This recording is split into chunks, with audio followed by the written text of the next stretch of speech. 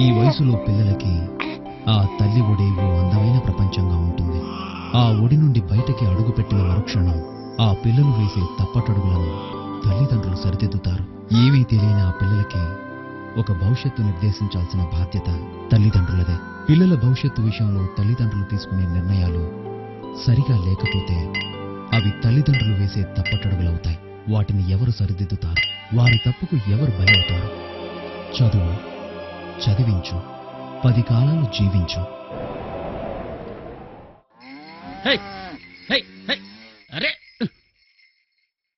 బిడ్డ అచ్చి నీ పోలికే, కొడుక్కి తల్లి పోలికలొస్తే అదృష్టం, పెద్దోడయ్యాక గొప్పోడవుతాడు.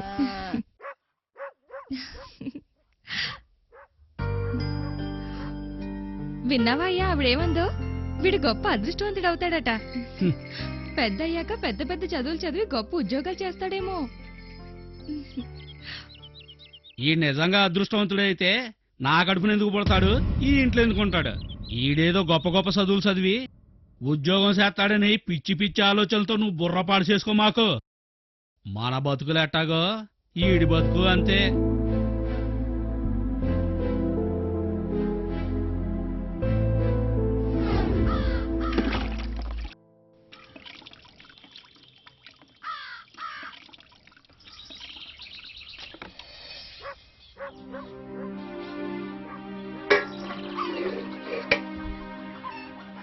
ఏమే, ఈగో డబ్బులు ఖర్చులు కొంచెం. ఎంత కాయ కష్టం చేసినా ఇంట్లో ఖర్చులకు కూడా రావట్లేదే.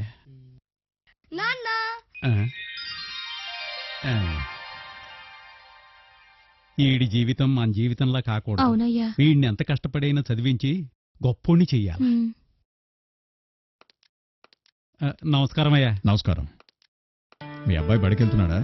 ఆయాసమే మాట్లాడదామని వచ్చానయ్యా. బాగా చదివించాలని ఉందయ్యా. కానీ మా పరిస్థితి చూస్తే 10 రూపాయలు పెట్టి పలకా బల్పం కూడా కొనలేని పరిస్థితి. అలాగని ఈడి జీవితం నా జీవితంలో అవ్వకూడదు. ఎలాగయ్యా? నీ ఆలోచన చాలా బాగుంది. దానికో మార్గం ఉంది. మీలాంటి వాళ్ల పిల్లల చదువు కోసం ప్రభుత్వం కొన్ని ఉచిత పథకాలు ప్రవేశపెట్టింది. 1వ తరగతి నుండి ఉచిత విద్య, పిల్లలకి బడిలో మధ్యాహ్న భోజనం, ఉచిత పుస్తకాల పంపిణీ చేస్తుంది. ఇది ప్రతి గ్రామంలోనూ అమల్లో ఉంది వీర్రాజు. ఇవే కాకుండా ఇంకా చాలా ఉన్నాయి. పక్క గ్రామాలకు వెళ్లి చదువుకునే విద్యార్థులకు ఈ సదుపాయాలతో పాటుగా ఉచిత బస్ పాస్ సౌకర్యం కూడా కల్పిస్తుంది. గ్రామాల నుండి మండల స్థాయికి వెళ్లి చదువుకునే పిల్లలకు రేషన్ కార్డును బట్టి ఉచిత హాస్టల్ వసతి కూడా కల్పిస్తుంది. ఈ హాస్టల్స్ బాలబాలికలకు వేరువేరుగా ఏర్పాటు చేశారు. చదువు పూర్తిగా ఉచితం. మీ పిల్లల భవిష్యత్తు బంగారు బాటగా మార్చడానికి ఇంతకన్నా ఏం కావాలి? వీడిని వెంటనే బడిలో చేర్పించు. మీరు చెప్పింది చాలా బాగుంది మాస్టారు. మా అలాంటి వాళ్ళ జీవితాలు బాగుపడటానికి ఎంతకన్నా ఏం కావాలా?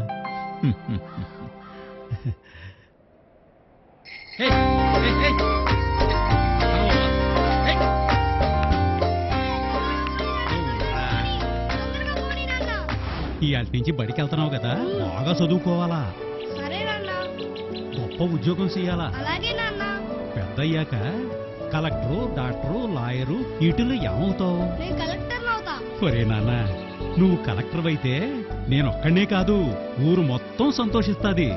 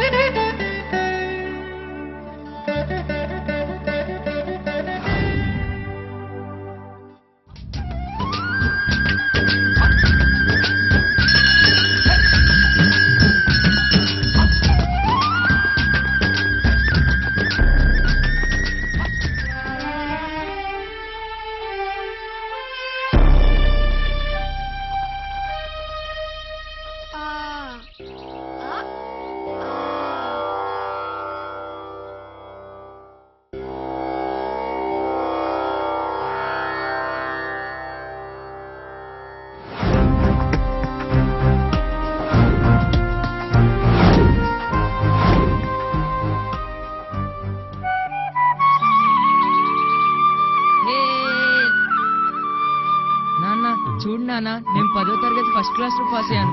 చూడు నాన్న నెంబరు. మా నాయనే. లేరా దండాలయ్యా. ఎరా ఈడేనా నీ కొడుకు? అవునయ్యా. పని బాగా చేస్తాడా? చేస్తాడయ్యా. చూద్దాంగా ఈడు పనితనం పాలేరుతనం. రేపొచ్చి పనిలో చేరమని చెప్పు. అటగే. చాలా సంతోషం. మీ నాన్నకే కాదు, ఈ ఊరికే మంచి పేరు తీసుకొచ్చావు. అందరూ నీలా ఆలోచిస్తే బడికి వెళ్లే పిల్లలే తప్ప పనికి వెళ్లే పిల్లలు ఉండరు. అంతా మీ ఆశీర్వాదం అయ్యా. ఇందులో నేను చేసిందే ఉంది. ప్రభుత్వం సాయం చేసింది. మీ వాడు కష్టపడి చదివాడు. ఇంటర్ ఏ గ్రూప్లో చేరుతున్నావు బాబు? ఇంతవరకు మన ఊళ్ళో బడి ఉందయ్యా. ఆ పై చదువులంటే పట్నం పోయి చదవాలా. ఆ చదువులు మా అలాంటి వాళ్ళకి కష్టం కదయ్యా. ఇలాంటి పిల్లలు చదువుకోవడానికి 10వ తరగతి వరకే కాదు, ఆ పై చదువులు చదువుకోవడానికి కూడా ప్రభుత్వం ఎన్నో ఉచిత సదుపాయాలు కల్పిస్తుంది. ఇంటర్మీడియట్ స్థాయిలో ఏపీఆర్జేసీ ద్వారా ఉచిత విద్యను అందించడంతో పాటు యూనివర్సిటీ స్థాయి వరకు ఎన్నో ప్రోత్సాహకాలు కల్పిస్తుంది. ప్రభుత్వం ఇన్ని సదుపాయాలు కల్పిస్తున్నప్పుడు ఏ స్థాయి చదువైనా ఇలాంటి పిల్లలకి అందని ద్రాక్ష కాదయ్యా. వీడు బాగా చదువుతున్నాడు, తప్పకుండా గొప్పవాడవుతాడు. ఎలాంటి సందేహాలు లేకుండా మీ వాణ్ణి పట్నం తీసుకుని వెళ్లి కాలేజీలో చేర్చు.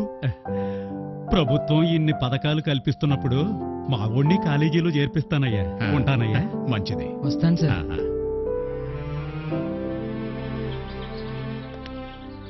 బాగా చదువుకోనన్నా పట్నంలో జాగ్రత్త. అలాగే అమ్మా.